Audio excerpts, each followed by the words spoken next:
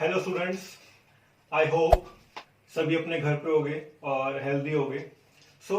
अब हम शुरू करते हैं हमारा नेक्स्ट टॉपिक।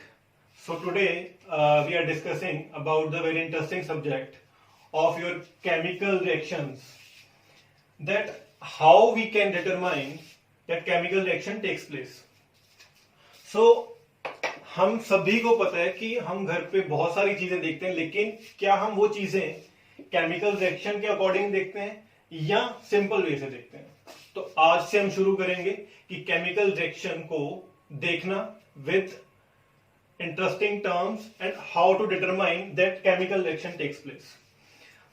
सभी को पता होगा कि हम घर पे बहुत सारी चीजें बना रहे हैं, चाय बना रहे हैं, सब्जी बना रहे हैं, और कुछ घर पे देखते हैं कि जैसे किसी चीज को जंग लग जाती है, तब हमारे पास क्या ऑब्जर्वेशन होती है। ये आज हमारी ऑब्जर्वेशन चेंज होने वाली है। तो उस ऑब्जर्वेशन को चेंज करने के लिए हम क्या करेंगे, कुछ टर्म्स हैं, हम आज उसको डिस्कस करेंगे और अच्छा होगा कि आप इसको और अच्छे से समझें और अच्छे से जानें, ताकि आपका जो ऑब्जर्वेशन एरिया है वो और बड़ा हो जाए। लास्ट टॉपिक में हमें क्या देखा था कि हमने रिएक्टेंट नाम की कोई चीज पढ़ी थी और उसके बाद कुछ प्रोडक्ट बन गया था, कुछ ए लिया था, बी लिया था, उसके बाद हमने क्या किया, ए बी को बनते हुए देखा था।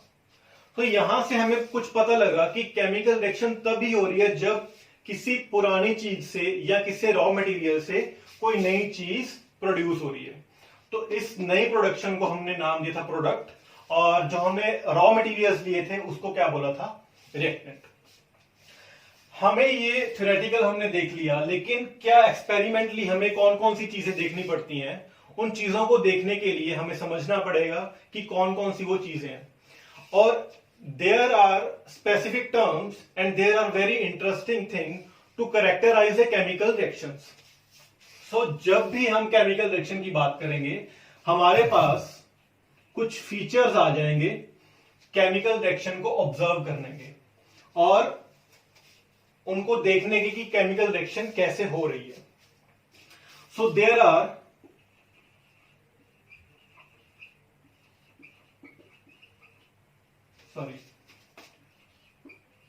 five terms, features actually, that are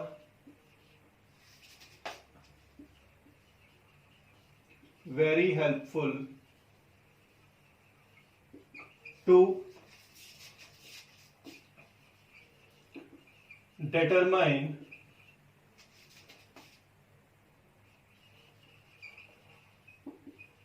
chemical reaction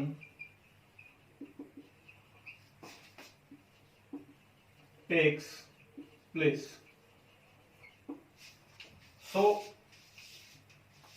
वो मैं लिखने जा रहा हूं अभी।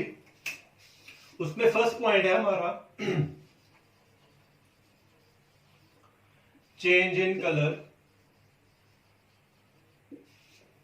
Second one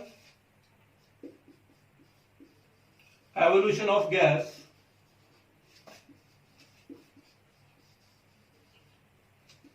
third change in state, fourth formation of precipitate,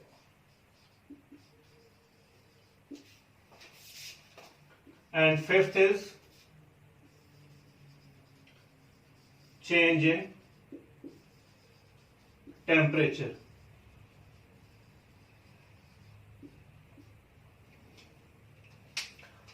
ये वो 5 फीचर्स हैं, 5 कैरेक्टरिस्टिक्स हैं जब केमिकल रिएक्शन हो रही है और वहां पे रिएक्टेंट से प्रोडक्ट बन रहा है। तो ये 5 चीजें हमें ऑब्जर्व करनी पड़ती हैं कि वाकई में ये 5 चीज हो रही हैं। अगर इनमें से कुछ भी हो रहा है तो वाकई में हमारी जो केमिकल रिएक्शन है वो हो रही है। तो इन पांचों टर्म्स को आज हम डिस्क्राइब करेंगे, समझेंगे कि पांचों टर्म कैसे कैसे काम कर रही हैं, कौन कौन सी एग्जांपल ले सकते हैं हम। काफी सारी एग्जांपल्स हैं हमारे पास। अब केमिकल रिएक्शन हमारी डेली लाइफ में हम क्या देखते हैं, जैसे कि ripening of fruits, it means कि फलों का पकना, रस्टिंग ऑफ आयरन, जंग लगना, ठीक है, रेस्पिरेशन, जो हम सांस ले रहे हैं, वो भी हमारे लिए क्या है, केमिकल रिएक्शन है। तो उसको समझेंगे, इसके ऊपर एक इंपॉर्टेंट क्वेश्चन भी आता है। तो अब हम डिस्क्राइब करेंगे फर्स्ट पॉइंट को, चेंज इन कलर।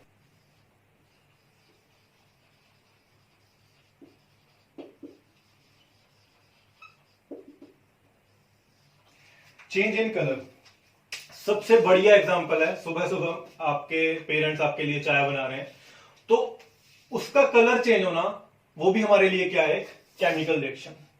तो केमिकल रिएक्शन में हमने देखा कि कलर चेंज हो रहा है। क्या हमने पहले सोचा था कि कलर चेंज होना, चाय का कलर चेंज होना, कि ये केमिकल रिएक्शन हो सकती है? नहीं सोचा था। लेकिन जब हमने पढ़ लिया, उस चीज को अंडरस्टैंड किया, तब हमने क्या देखा कि yes, this is a chemical reaction takes place whenever we made a cup of tea. उसके बाद अगर हम और बात करें, एक सिट्रिक एसिड नाम की कोई चीज होती है, सिट्रिक एसिड लेमन में प्रेजेंट होता है। सो आपके साइंटिफिक टर्म की कोई एग्जांपल लें, मान लो कोई सिट्रिक एसिड है और हमारे पास एक चीज है पोटेशियम परमैंगनेट।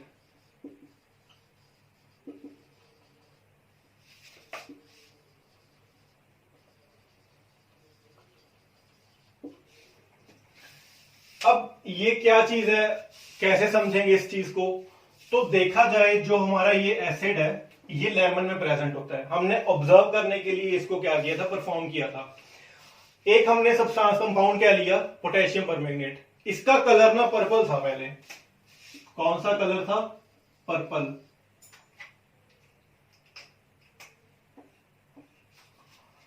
लेकिन जब हमने क्या किया, इसको इसके साथ क्या करवाया, रिएक्ट करवाया। रिएक्ट करवाने के बाद जो हमें प्रोडक्ट मिला, वो प्रोडक्ट कलरलेस था। How it can be possible? ये हमारा आंसर या क्वेश्चन नहीं है। हमारा क्वेश्चन क्या है कि हमने क्या देखा, क्या यहां पे कलर चेंज हुआ? यस, यहां पे कलर चेंज हुआ। पहले इसका कलर क्या था, पर्पल, लेकिन जब इसको हमने क्या किया, इसके साथ रिएक्ट करवाया, तब इसका कलर क्या हो गया, कलरलेस। तो ऐसे हमें पता लग जाएगा कि केमिकल रिएक्शन क्या हो रही है, यहां पे प्रेजेंट है और यहां पे केमिकल रिएक्शन का प्रोसेस हो रहा है। और इस चीज को हम केमिकल इक्वेशन में लिखेंगे जब फर्दर हम टॉपिक करेंगे। तो फिलहाल आपको समझाने के लिए इतना सफिशिएंट है कि जब भी कलर चेंज हो रहा है, तब हमें पता लग जाएगा कि प्रोसेस चल रहा है किसका, केमिकल रिएक्शन का। उसके बाद सेकंड पॉइंट है हमारा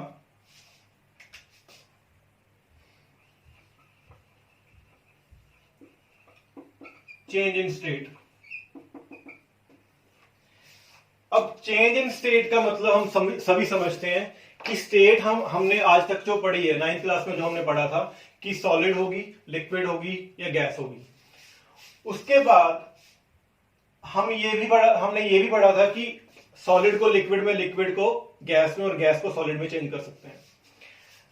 अगर ये चीज हो रही है कहीं पे, जहां पे हम केमिकल रिएक्शन की बात करेंगे, वहां पे चेंज इन स्टेट पक्का होगा। कैसे? मान लो कोई एग्जांपल ले रहा हूं मैं, एक एग्जांपल ली, बर्निंग ऑफ वैक्स। तो बर्निंग ऑफ वैक्स, जब हम मोम की बात करते हैं, तब हम क्या करते हैं, उसको बर्न करते हैं। बर्न करने के बाद क्या है, वो वहां पे रिएक्शन हो रही है। पहले वो कौन सी स्टेट में थी, सॉलिड स्टेट में। देन जब हमने उसको क्या किया, हीट किया, तब वो क्या चेंज हो गया, उसका स्टेट चेंज हो गई उसकी, वो लिक्विड फॉर्म में आ चुका है। लिक्विड फॉर्म के आने के बाद हमने उसको और गर्म किया, या और क्या दी, उसको हीट एनर्जी दी, तो ये चीज किस में चेंज होगी, गैस में चेंज होगी। तो यहां पे क्या हो रहा है, हमारी स्टेट चेंज हो रही है, वन से अनदर, अनदर से थर्ड वन पे। उसके बाद जब हमने देखा कि कोई चीज यहां पे चेंज हो रही है अपनी स्टेट को लेके, तब वहां पे हमने क्या ऑब्जर्व किया कि केमिकल रिएक्शन हो रही है। ठीक है, अगर आपको नहीं समझ आया तो हम जब भी कैंडल को बर्न करते हैं तो वहां पे गैस निकलती है CO2। ठीक है। तो गैस निकलने के बाद क्या है कि हमें पता लग रहा है कुछ ना कुछ निकल रहा है, गैस की बात भी करेंगे हम। तो वहां पे हमने ये देखा कि उसकी स्टेट चेंज हुई, पहले बर्न करने से सॉलिड से लिक्विड, लिक्विड से गैस। तो ये आपका सेकंड पॉइंट था, चेंज इन स्टेट। उसके बाद हम बात करेंगे गैस की, एवोल्यूशन ऑफ गैस। तो गैस की बात करेंगे हम, हमें यहां से पता लग रहा है वर्ड से कि यहां पे गैस प्रोड्यूस होगी।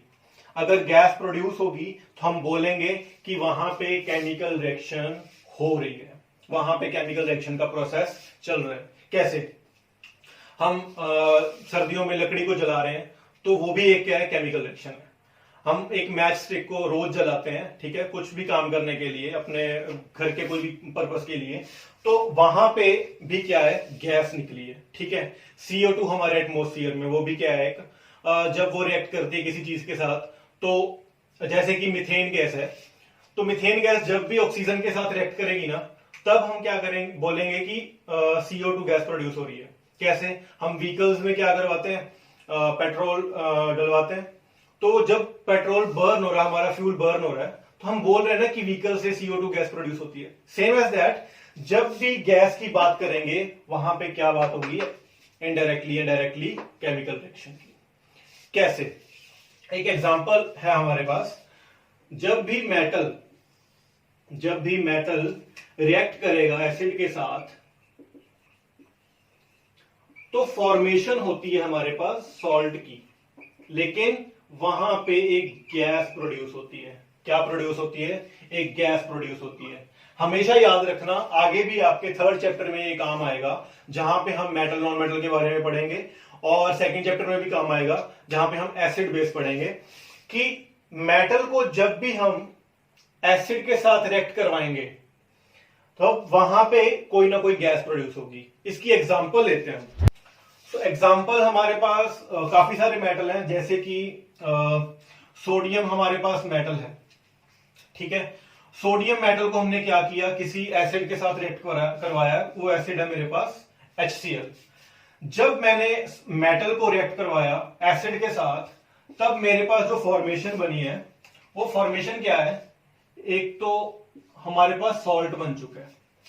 हमने इसकी बात नहीं करनी, क्योंकि हमने पॉइंट क्या है हमारा, एवोल्यूशन ऑफ गैस। तो गैस की बात करेंगे तो हमें गैस ही चाहिए, वहीं से पता लगेगा कि हमें गैस मिल चुकी है। तो हाइड्रोजन गैस मिलेगी जब भी हम मेटल को क्या करवाएंगे, एसिड के साथ रिएक्ट करवाएंगे। सेम एज दैट, हमारे पास जिंक मेटल है, जिंक को हम क्या करेंगे, सल्फ्यूरिक एसिड के साथ रिएक्ट करवाएंगे। किसके साथ? सल्फ्यूरिक एसिड के साथ। जस्ट एग्जांपल है आपको समझाने के लिए कि जब गैस प्रोड्यूस होगी तो उस गैस की वजह से हमें पता लगेगा कि वहां पे क्या है, केमिकल रिएक्शन हो रही है। तो जिंक को जब हमने सल्फ्यूरिक एसिड के साथ क्या करवाया, रिएक्ट करवाया, रिएक्ट करवाने के बाद मेरे को क्या मिला वहां से, अगर हमें एग्जैक्टली पता लग जाएगा ना कि हम इस चीज को याद रखें कि मेटल को एसिड के साथ रिएक्ट करवाएंगे तो कौन सी गैस प्रोड्यूस होगी, हमेशा हाइड्रोजन गैस प्रोड्यूस होगी। तो यहां से हम क्या बोलेंगे कि हाइड्रोजन गैस प्रोड्यूस हो चुकी है, और हमारे पास सॉल्ट बन जाएगा ZnSO4 जिंक सल्फेट। तो ये हमारे पास कुछ केमिकल इक्वेशंस हैं कि जहां से हमें पता लगा कि हाइड्रोजन गैस बन रही है, मतलब कोई गैस प्रोड्यूस हो रही है। एवोल्यूशन ऑफ गैस का पॉइंट हमें क्लियर समझ आ रहा है, और वहां पे गैस की प्रोडक्शन हो रही है, तब हम बोलेंगे कि कोई प्रोसेस है जो केमिकल रिएक्शन की वजह से हो रहा है, या यहां पे केमिकल रिएक्शन हो रही है। तो हमारे 3 पॉइंट हो चुके हैं, बहुत इजीली से समझ आ जाएगा आपको, और आप अच्छे से रिलेट कर पाओगे। और व्हीकल्स की एग्जांपल तो वेरी कॉमन है, और अच्छा समझने के लिए कि CO2 निकल रही है, तो वहां पे कौन सा प्रोसेस होगा, केमिकल रिएक्शन का प्रोसेस होगा। तो उसके बाद चलते हैं हम 4th पॉइंट पे। 4th पॉइंट हमारा क्या है, फॉर्मेशन ऑफ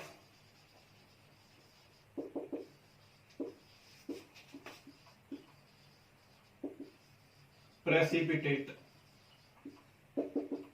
सबसे पहले तो हमें पता होना चाहिए कि इस वर्ड का मीनिंग क्या है। तो यहां पे हम प्रेसिपिटेट की बात करते हैं। प्रेसिपिटेट अनसॉल्युबल सब्सटेंस है, सॉरी इनसॉल्युबल, इनसॉल्युबल सब्सटेंस। अब यहां पे इसका क्या मतलब होगा, मान लो कि मैंने एक गिलास में पानी ले लिया और वैसे ही मेरा मन किया कि मैंने उसमें मिट्टी डाल दी। तो मिट्टी डालने के बाद मैंने क्या देखा, अगर तो नॉर्मल देखूं तो मैं कुछ ऑब्जर्व नहीं कर पाऊंगा, लेकिन जब मैं केमिकल रिएक्शन की बात करूंगा तो मैंने क्या ऑब्जर्व किया कि वहां पे कुछ ना कुछ चीज मिक्स हो गई पानी में। पहले पानी साफ था लेकिन कुछ टाइम के बाद वो गंदा हो चुका है। 5-10 मिनट के बाद मैंने देखा कि वो पानी गंदा तो हो चुका है, लेकिन ऊपर वाला पानी गंदा और नीचे उसमें क्या है कि कुछ मटेरियल है जो नीचे बैठ गया है। वो मटेरियल कौन सा है, वो मटेरियल ये वाला है जो सॉल्युबल नहीं हो सकता, जिसकी प्रॉपर्टी क्या है कि सॉल्युबल नहीं होगा। वो जो चीज सॉल्युबल नहीं हो रही किसी चीज में तो वो हमारे क्या है, प्रेसिपिटेट है। क्या है हमारे लिए, वो प्रेसिपिटेट है। अब ऐसे ही हमारे पास एग्जांपल आती हैं कि जैसे मान लो आपकी बुक में भी एक एग्जांपल दी हुई है कि लेड नाइट्रेट है, ठीक है, और उसको आप पोटेशियम आयोडाइड के साथ मिक्स करवाते हो। तो जब आपके पास वो मिक्सचर बन जाता है, केमिकल रिएक्शन हो जाती है, तो वहां पे येलो कलर के क्या बनते हैं, प्रेसिपिटेट बनते हैं।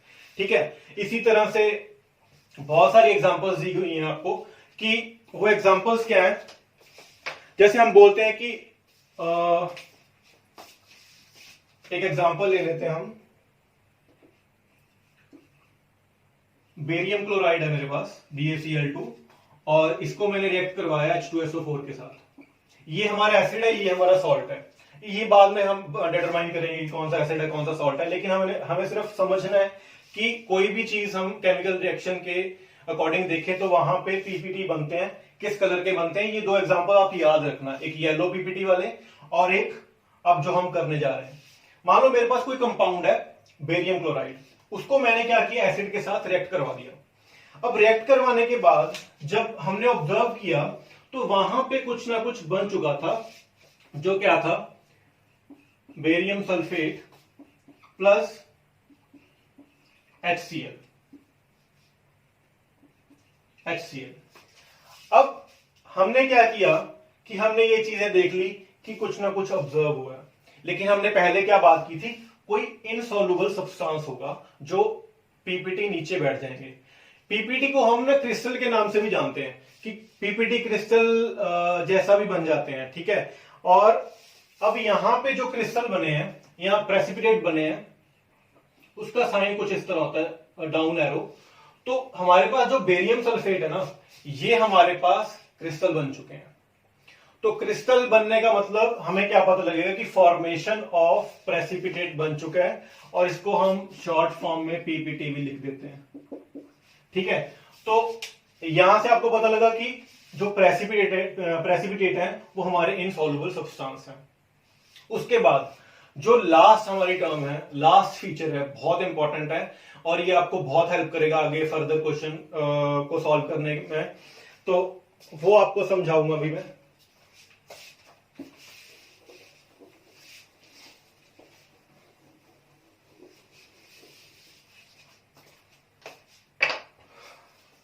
हमारा 5th पॉइंट है चेंज इन टेम्परेचर। इस पॉइंट को आप बहुत अच्छे से समझना और मैं ट्राई करूंगा कि आपको अच्छे से समझ आ जाए और एग्जांपल्स हम कर लेंगे। चेंज इन टेम्परेचर, तो टेम्परेचर के नाम से हमें पता लग रहा है कि या तो हॉटनेस होगी चीज में, किसमें, प्रोसेस में, केमिकल रिएक्शन के, या फिर कोल्डनेस होगी। तो यहां पे जब भी हम केमिकल रिएक्शन की बात करते हैं तो केमिकल रिएक्शन कुछ ना कुछ प्रोड्यूस तो कर रहा है, हमारे पास प्रोडक्ट आ रहा है, लेकिन वहां पे एक चीज और आती है, हीट वहां पे कई बार हमें प्रोवाइड करवानी पड़ती है। कई बार क्या करते हैं, हम ये देखते हैं कि जब हमने रिएक्शन करवाई तो कुछ ना कुछ चीज एनर्जी की फॉर्म में निकली है, जिसको हमने हीट एनर्जी का नाम दिया। तो वो किसकी वजह से हो रहा है, केमिकल रिएक्शन की वजह से। और वो केमिकल रिएक्शन की वजह से हमारे पास क्या हो रहा है कि टेम्परेचर या तो डाउन जा रहा है या अप जा रहा है। तो यहां पे हम टेम्परेचर की बात करेंगे कि वो केमिकल रिएक्शन की वजह से कम हो रहा है या बढ़ रहा है, उसकी वजह से उसका नाम क्या आ रहा है और उस नाम की वजह से हम कौन कौन सी रिएक्शन पढ़ सकते हैं। सो यहां पे हम देखेंगे कि जब हमने देखा chemical reaction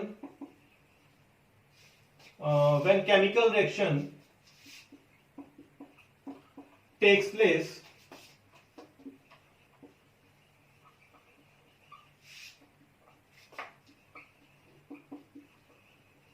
at that time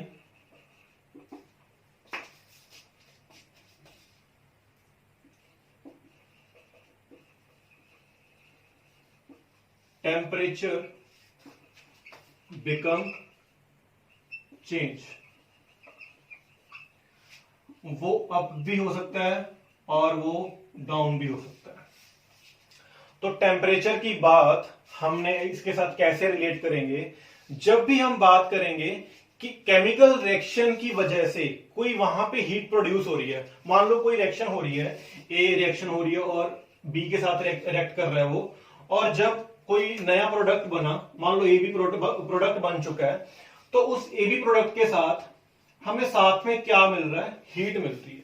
क्या मिल रहा है, हीट मिलती है। तो यहां पे हम ये बोल सकते हैं कि हीट प्रोड्यूस हो रही है। क्या हो रही है, हीट प्रोड्यूस हो रही है। हीट प्रोड्यूस हुई तो इसका हम साइंटिफिक टर्म में क्या नाम दे सकते हैं, तो इसका नाम आ रहा है हमारे पास। जब हमने इसका नाम क्या किया, पेटेंट किया, तो इसका नाम हमारे पास आया एक्सोथर्मिक रिएक्शन। Exothermic reaction. अब एक्सोथर्मिक रिएक्शन जब भी हमारे पास हम बात करेंगे कि केमिकल रिएक्शन नहीं, जब आपको पूछा जाएगा give an example of exothermic, तो एक्सोथर्मिक जब भी आप नाम सुनोगे ना, तो आपको ये याद आना चाहिए कि वहां पे कुछ एनर्जी थी हीट की फॉर्म में, कि वो एनर्जी प्रोड्यूस हुई थी। प्रोड्यूस होने का मतलब वहां पे कुछ ना कुछ रिएक्शन हुई है, और रिएक्शन होने के बाद वहां पे जो एनर्जी प्रोड्यूस हुई, उस रिएक्शन का नाम क्या था, एक्सोथर्मिक रिएक्शन था। जैसे कि मान लो हम व्हीकल चला रहे हैं, बाइक चला रहे हैं, कार चला रहे हैं, उसकी वजह से जब CO2 प्रोड्यूस हो रहा है, तो CO2 प्रोड्यूस होने के बाद हमारे पास क्या बन रहा है, हीट भी बन रही है। कैसे, हम एग्जांपल ले लेते हैं, आप नोट कर लेना।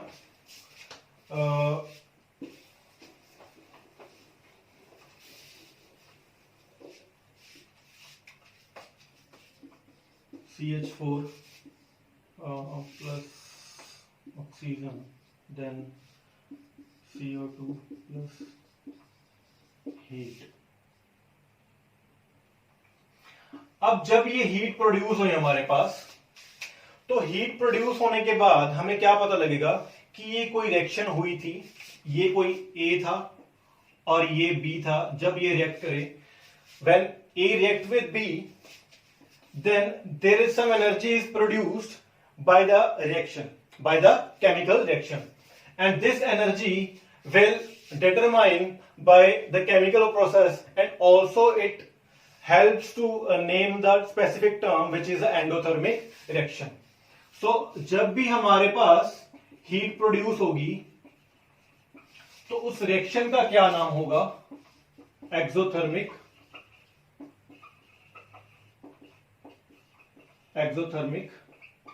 रिएक्शन। सो यहां से आपको पता लग जाएगा कि एक्सोथर्मिक रिएक्शन कब बोलना है हमने, या कब हमें डिटरमाइन करना है कि जब हीट प्रोड्यूस होगी। हीट प्रोड्यूस होने का मतलब कि यहां पे हमें कुछ प्रोवाइड करवाने की जरूरत नहीं पड़ी, सिर्फ हमने मिक्स किया, मिक्स करने के बाद हमें क्या मिल गया, हीट मिल गया। अब ऐसे ही हम बात कर सकते हैं, जैसे कि आप सभी को पता है कि हम हमारा जो इंडिया का इसरो है, तो वहां पे हमने बहुत सारी मिसाइल्स बनाई है, स्पेसशिप बनाए हैं। जब वो ऊपर जा रहे हैं तो वो किसकी वजह से जा रहे हैं, इस एनर्जी की वजह से। वहां पे ये एनर्जी क्या है, प्रोड्यूस हो रही है। क्यों, क्योंकि वहां पे हाइड्रोजन और ऑक्सीजन जब मिक्स हो रहे हैं, तब वहां पे इतनी ज्यादा एनर्जी निकलती है कि उसकी हीट हम फील कर पाते हैं बहुत दूर से। इसीलिए आपको बोला जाता है कि जब भी हमारा स्पेसशिप जा रहा है तो उसको दूर से देखना चाहिए, ठीक है।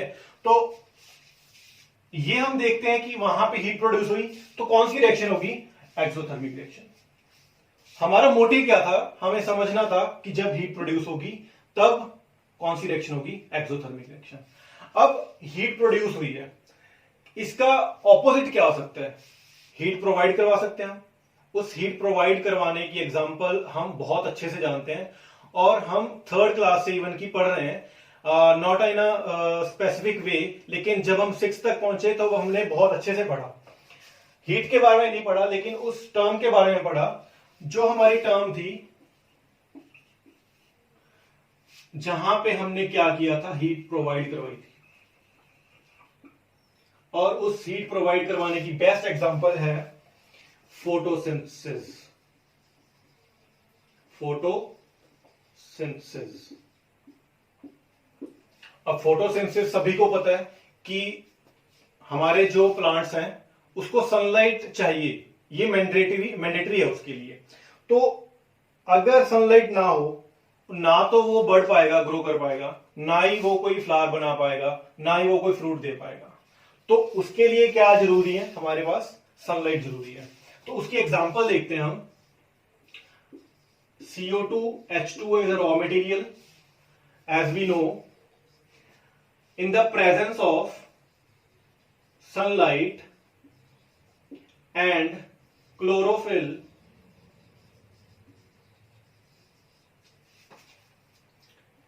it becomes glucose in a product, then